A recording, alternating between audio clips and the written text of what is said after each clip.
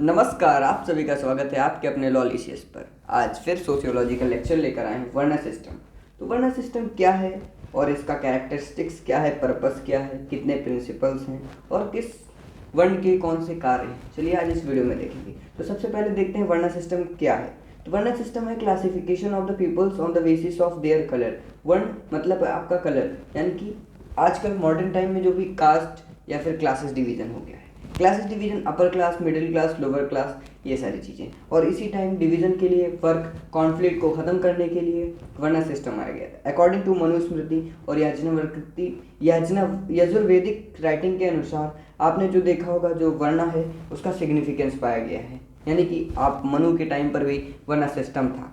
और ये किस लिए था? ये सोशल सिस्टम ऑफ स्ट्रेटिफिकेशन था, मतलब कि कार्य को डिवाइड करने का, ये कॉन्फ्लिक्ट ख़त्म करने का एक ऐसा कार्य था जिससे आपके समाज में जो भी आपके विद्रोह चल रहे हैं, कॉन्फ्लिक्ट चल रही हैं कि कौन कार्य कौन करेगा, कौन सा कार्य किसे करना है, इन सभी को ख़त्म करने के लिए वर्ण सिस्टम को इंट्रोड्यूस किया गया। तो कैरेक्टरिस्टिक्स क्या थे वर्ण सिस्टम? तो वर्ण सिस्टम में सबसे पहले जो व्यक्ति थे उनको उनके अकॉर्डिंग कार्य दे दिया गया, ठीक है, और उनके सोशल इकोनॉमिक स्टेटस पर उन्हें डिवाइड कर दिया गया, विभाजित कर दिया गया।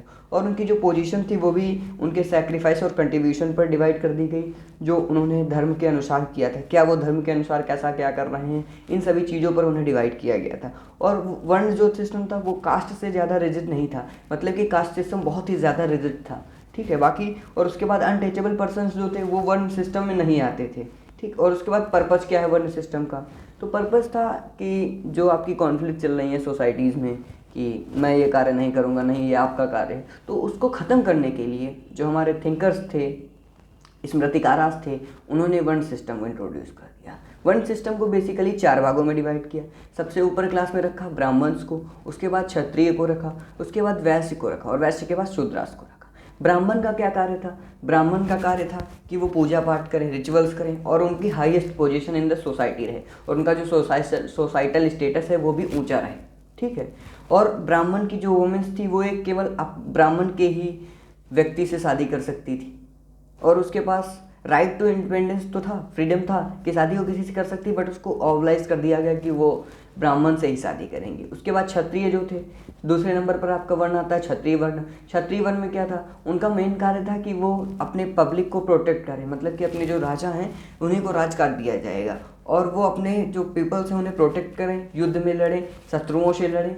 और जो क्षत्रिय थे वो सभी वर्ण सिस्टम की नारियों से शादी कर सकते थे, महिलाओं से शादी कर सकते थे, ये उनके लिए एक प्रिविलेज सिस्टम था। उसके बाद आपका वैश्यास आता है। वैश्यास क्या थे?